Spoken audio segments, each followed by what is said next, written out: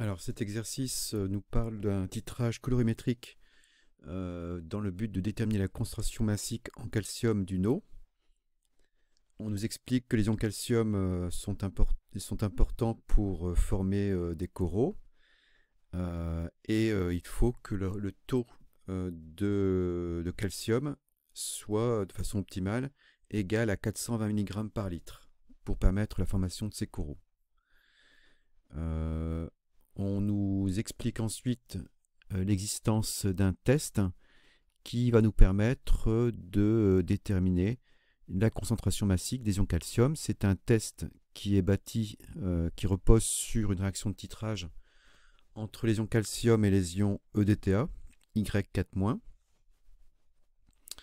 C'est un test qui se fait en présence d'un milieu tampon et à condition également d'ajouter une espèce qui s'appelle le noir Eriochrome T. On nous explique que cet indicateur est bleu en l'absence d'ion calcium et rose en présence d'ion calcium. Ensuite, on nous présente une solution de chlorure de calcium qui va nous permettre d'ajouter des ions calcium dans le bassin avec les caractéristiques densité, teneur en calcium.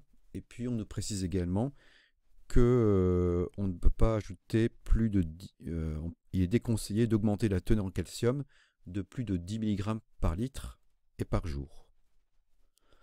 On nous dit que le test a été effectué sur l'eau d'un bassin de contenance 2000 ml. Il a fallu verser 18 gouttes du réactif pour observer le changement de couleur. Alors ensuite, pour réaliser un titrage plus précis, un technicien va prélever 50 ml de l'eau du bassin et doser cette eau avec une solution d'ETA de concentration parfaitement connue, après avoir ajouté la solution tampon et le noir Eriochrome. On nous donne la valeur du volume versé à l'équivalence, 9,1 ml. Alors, question préliminaire, on nous demande d'effectuer un schéma légendé du montage utilisé par le technicien. Donc, c'est le montage classique qui consiste à utiliser une burette graduée pour mettre la solution titrante et puis l'Erlenmeyer qui contiendra le réactif titré. En comparant le protocole donné par la notice et celui mis en œuvre, alors identifier les espèces chimiques aux appellations réactifs 1, 2 et 3. Donc le réactif 1, eh bien c'est celui qui va permettre d'avoir le milieu tampon. Le réactif 2, eh bien c'est lui qui va apporter le noir Eriochrome. Et le réactif 3, ça va être le DTA. Alors le fait est qu'on nous dit qu'il y a un changement de couleur lorsqu'on ajoute le noir Eriochrome. Et donc c'est ce qui nous permet d'identifier que c'est le réactif 2, que ça constitue le réactif 2. Le réactif 3, c'est donc le DTA qui sert à faire le titrage. Alors le problème qui nous est posé ici, c'est de rédiger un rapport pour voir la conformité ou non de l'eau du bassin, et puis des préconisations pour obtenir une croissance optimale des coraux. Et enfin, quelques données, masse molaire et incertitude relative sur la concentration en calcium de l'eau du bassin. Alors, ce qu'on va commencer par faire, c'est écrire l'équivalence, puisque donc le technicien a réalisé un titrage. Donc la réaction support du titrage met en œuvre les ions calcium, Ca2+, donc, et les ions Y4-. Donc on est en milieu aqueux et il se forme selon une réaction totale. Donc l'espèce CaY2-, qui est un complexe. Donc ça, c'est la réaction de titrage. Alors ce qu'on sait, c'est que donc à l'équivalence, les réactifs seront dans les proportions stoichiométriques.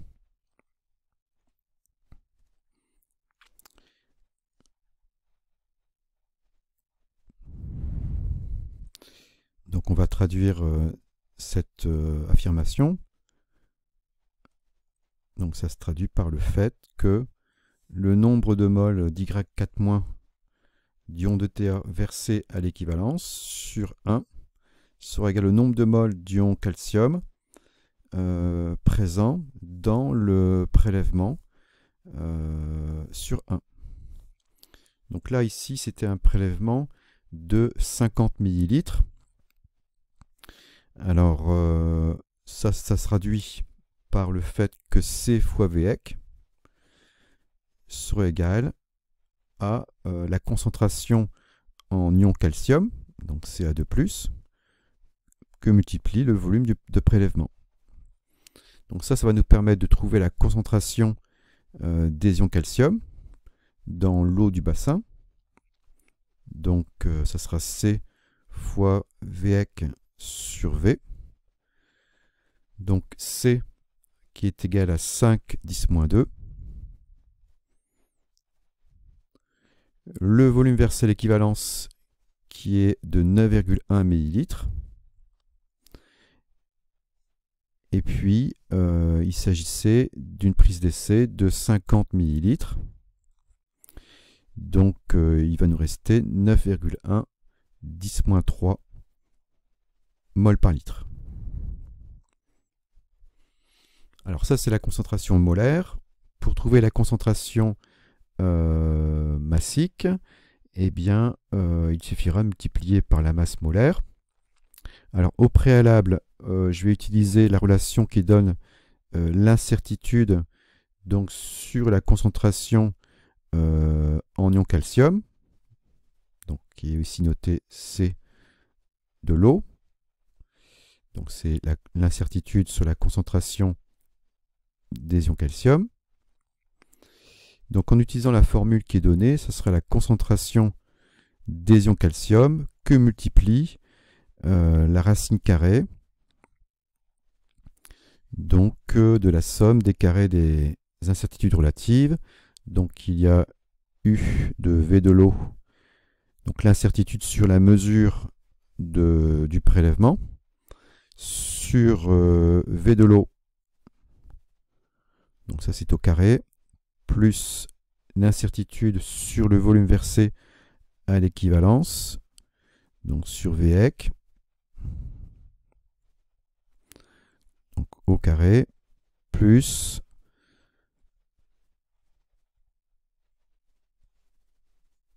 donc l'incertitude sur la concentration du titrant. Voilà. Donc si on utilise les données d'énoncé, donc ça va nous faire, donc la concentration ion calcium c'était 9,1 10-3.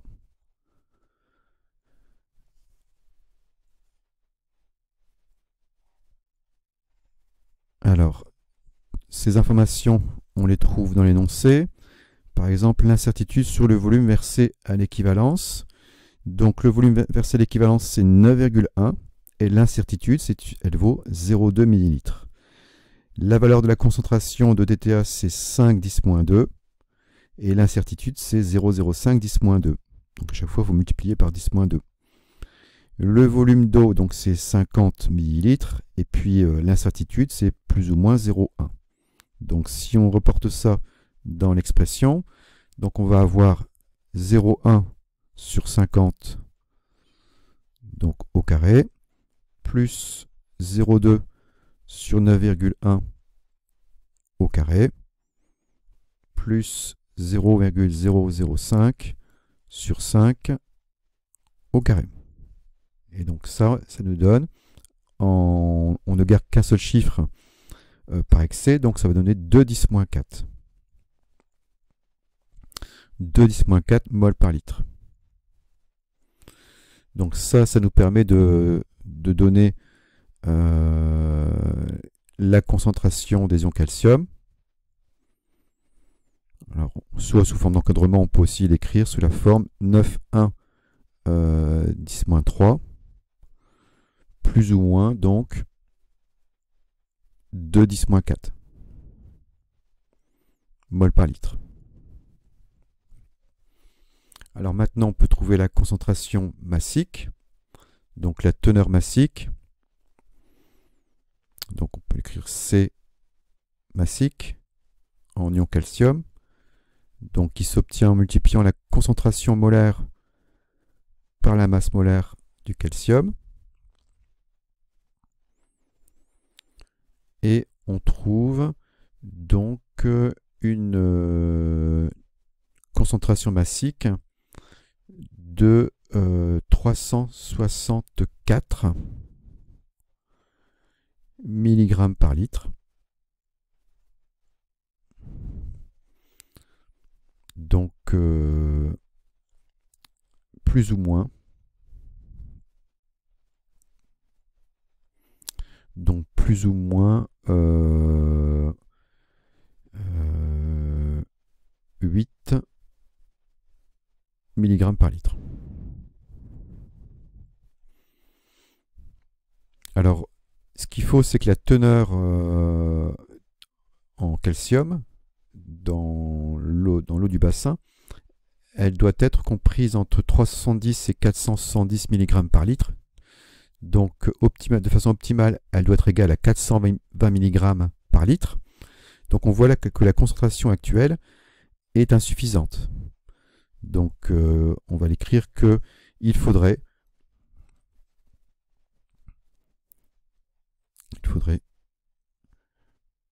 une concentration massique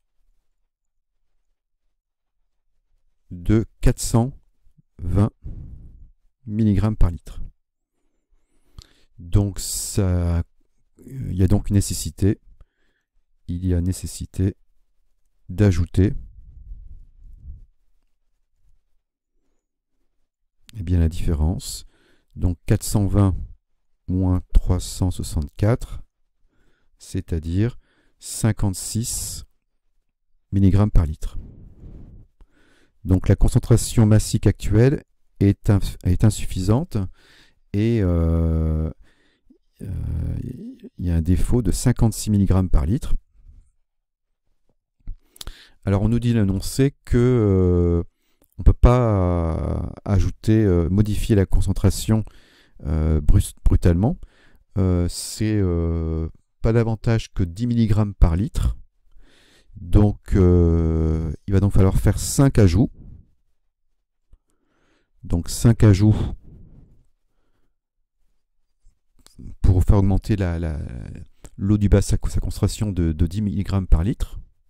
Donc 5 ajouts pour une augmentation de 10 mg par litre.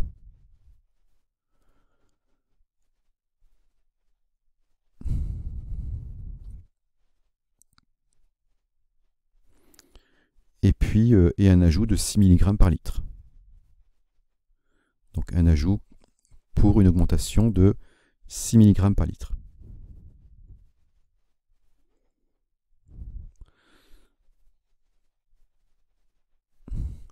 Alors, comment va-t-on s'y prendre? Eh ben, on va utiliser le produit commercial donc, qui avait été présenté ici. Donc c'est un produit commercial dont on donne la densité, on donne également sa teneur en calcium.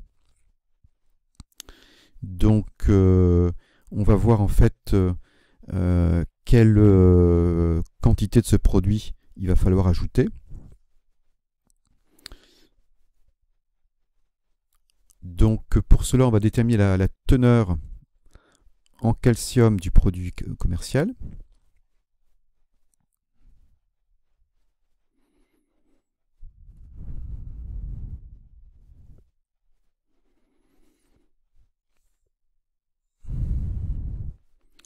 Alors on nous donne la densité du produit on dit que la densité est de 1,07. Alors la densité, hein, c'est en fait le rapport de la masse volumique du liquide sur la masse volumique de l'eau.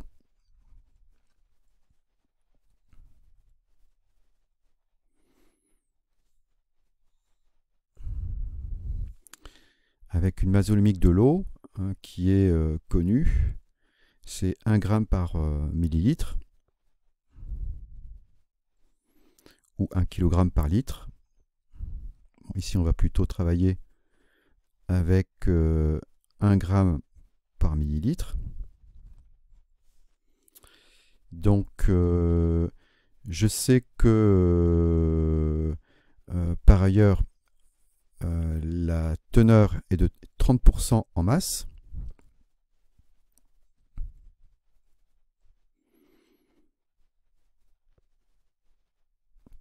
Donc ça va nous permettre de trouver la concentration en calcium, la concentration massique en calcium de ce produit commercial.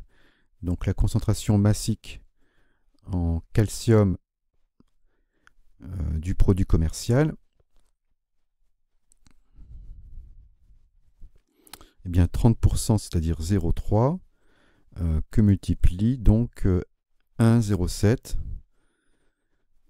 grammes par millilitre.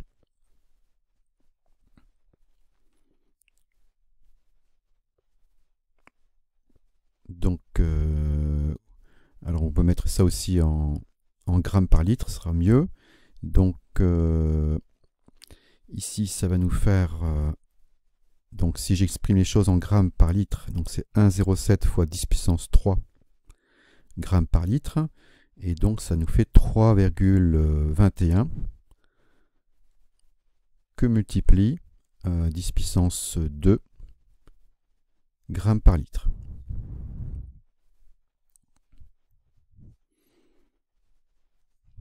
Donc ça, c'est la concentration en calcium du produit.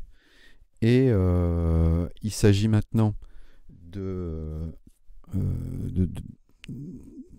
d'apporter donc ces 56 mg par litre. Donc ce qu'on sait, c'est que le volume de l'eau du bassin, c'est 2000 ml. Donc il faut donc apporter une certaine masse de calcium. Donc il faut apporter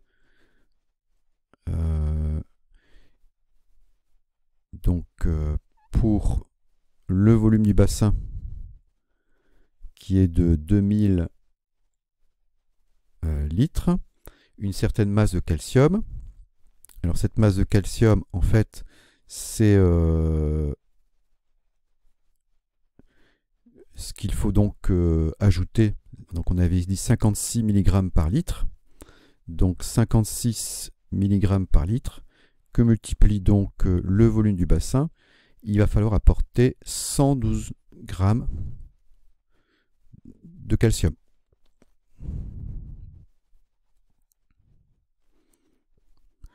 Et pour apporter ces 112 grammes, on va donc utiliser ce produit commercial. Donc le volume de produit commercial qui va nous permettre d'apporter cette masse, eh bien c'est la masse que divise eh bien, la concentration massique. Donc on voit bien que si ici on se place en grammes, avec une concentration massique qui est en grammes par litre, on aura bien un volume en litres. Donc la masse qui est de 112 grammes, la concentration massique qui est de 3,21 10 puissance 2. Donc ça va nous faire un volume de produit de 349 millilitres.